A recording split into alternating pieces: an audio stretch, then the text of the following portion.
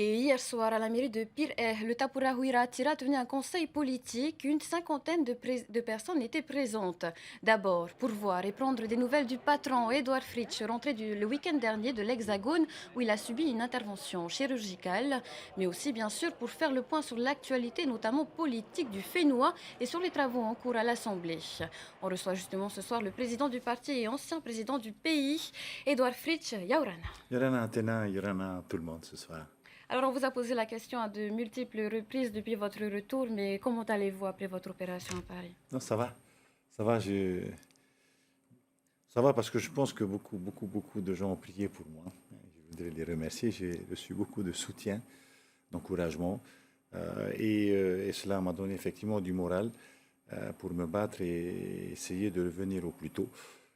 Et puis je crois que j'ai aussi eu beaucoup de chance de tomber sur une équipe médicale qui était bien à l'hôpital Cochin. Enfin voilà, tout a contribué à ce que je revienne au plus tôt et que je me remette au travail au plus vite possible.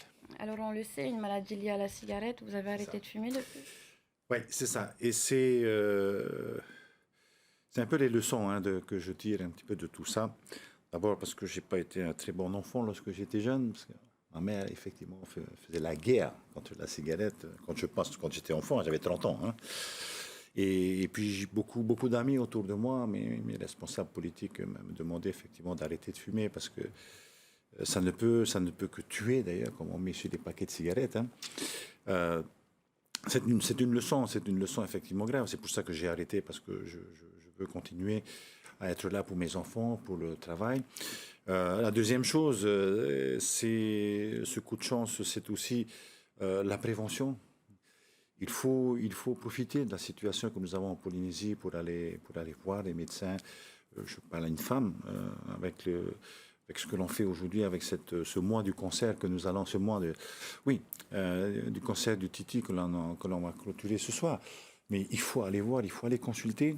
Il ne faut pas attendre au dernier moment parce que la souffrance sera beaucoup plus grande, beaucoup plus importante. Puis la troisième chose que je retiens, c'est que on a de la chance en Polynésie française d'être pris en charge par les hôpitaux de Paris. Ces évacuations sanitaires se font effectivement. C'est difficile parce que 20 heures d'avion lorsqu'on est malade, c'est pas évident, mais on a la chance de bénéficier de toute la technologie de la médecine française aujourd'hui. Et je pense que, pas être vulgaire, mais les gars, ils sont bons. Ils sont bons. Le message a été entendu, Edouard Fritsch. Alors, avant de parler de la situation du pays, on vient de le voir, ça y est, l'intercommunalité entre Papeete, Pire et Aroué se concrétise.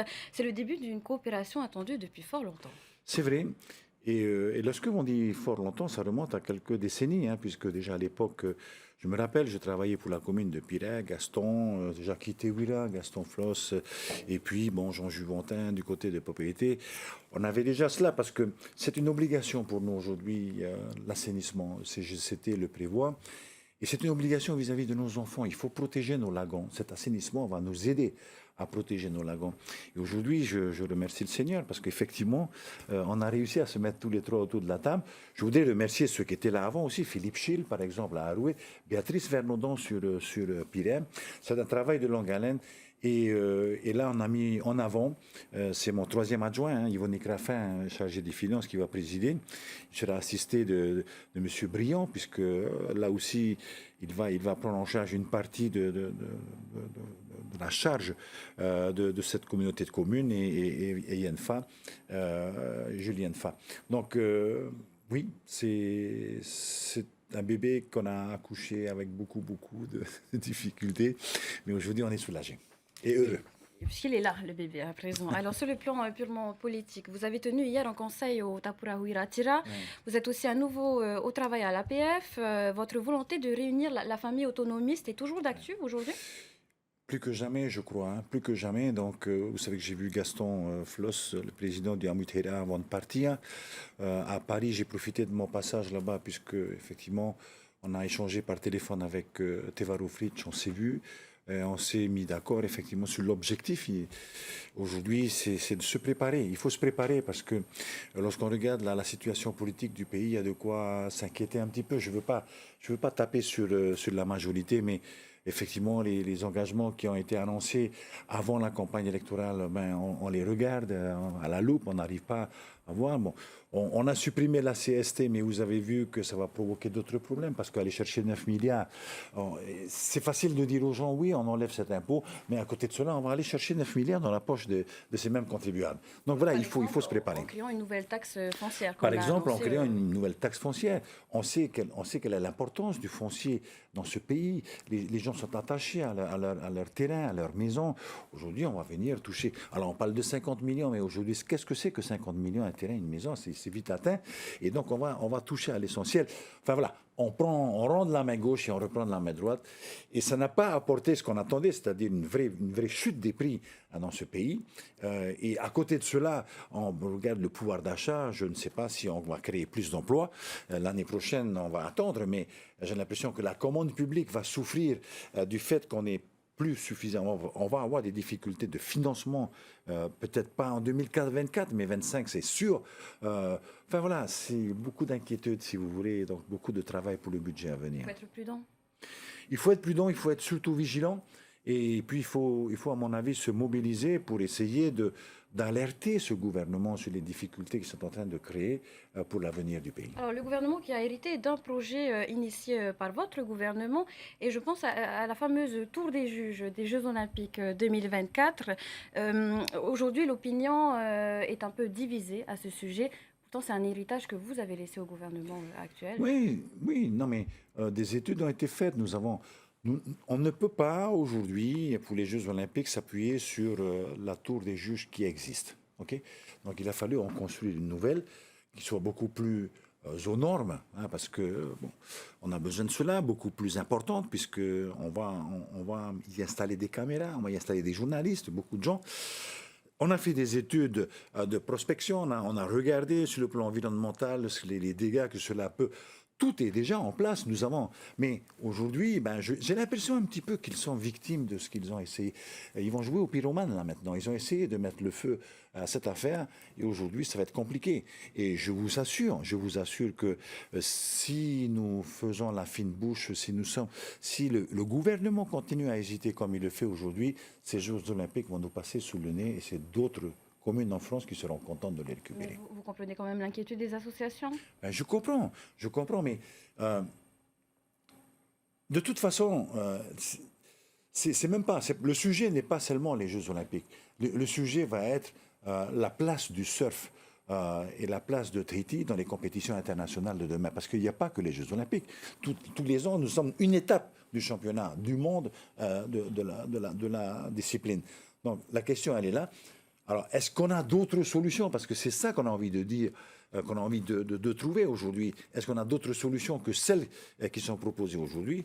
Moi, je pense que c'est un petit peu tard, malheureusement. Il faudra faire au mieux pour que les associations, effectivement, soient rassurées sur ce qui va être fait. Alors, une dernière question, Edouard Fritsch. Vous souhaitez donc être l'alternative aux indépendantistes. On nous parle, nous, beaucoup de tensions au sein du parti. Pourtant, les intéressés réfutent cela, même en plateau. Dans les rangs de l'opposition, que ressentez-vous, vous-même?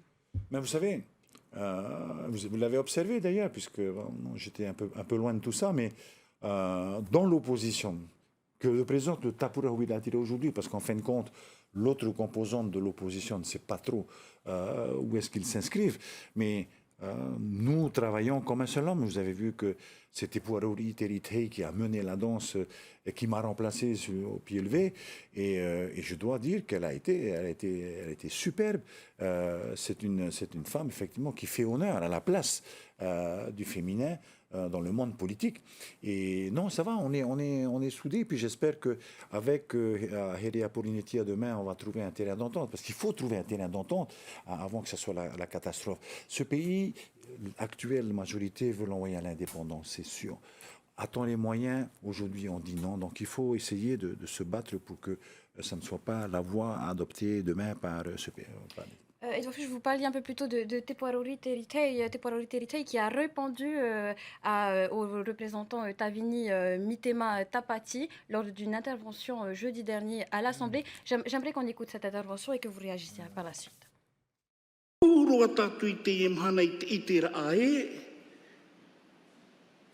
Wa ua roa hia tō tātou whenua. Pōrua tātou. Nāni ei te mau pahi, nā roto i te mau manurewa, nā roto i te mau pia ohipa. Nā mano e te tahi hoa tō i te rewara ai wharāna. Ei te mauro ai wharāna i te hoi mai ne. Nā mai ne ui te mā ere roa atura o wharāna. I hoi te i roa atura o wharāna i te awhirita. Nā aturu ua roa mea ere hia roa wharāna i uneira te ua roa atura. Lorsque vous voyez ces images, Edouard Fritsch, que dites-vous? Triste. Je suis attristé que dans mon pays, on tienne des propos de ce type-là. Bon, c'est vrai que des fois, on parle du frani, qui est un mot un petit peu péjoratif, mais pas des propos racistes comme cela. La force de la Polynésie française aujourd'hui et ses valeurs sont construites sur une société qui est multiraciale, qu'on le veuille ou pas. Je m'appelle Fritsch. Hein. J'ai des origines australes. Pourquoi dire qu'on est en train de blanchir? Parce qu'on a l'impression qu'aujourd'hui, on a envie que ce pays se sépare parce que rappelez-vous que ce combat, il n'est pas de maintenant, ça fait un moment. Ça a commencé avec les Chinois, la composante chinoise de ce pays. Aujourd'hui, on finit avec les Blancs, avec les Poupas, avec les Français. Non, on ne peut pas. Il ne faut pas que le politique soit créé dans cette société polynésienne qui est une société extraordinaire, cette espèce de racisme qui va demain nous opposer les uns aux autres et qui va faire exploser notre société. Nous sommes bénis des dieux. On s'aime tous dans ce pays. Il y a une solidarité sans nom qu'on n'a jamais vue ailleurs. Et on a des propos comme ça qui sont tenus en plus par des gens qui ont des cheveux blancs. C'est-à-dire que lorsqu'on dit que la société est blanchie, on est soi-même avec des cheveux blancs, c'est-à-dire des sages. Non, on se battra pour qu'il n'en soit pas ainsi dans ce pays. Merci Edouard Fritsch pour ces réponses et merci d'avoir accepté notre invitation ce soir. Merci à vous.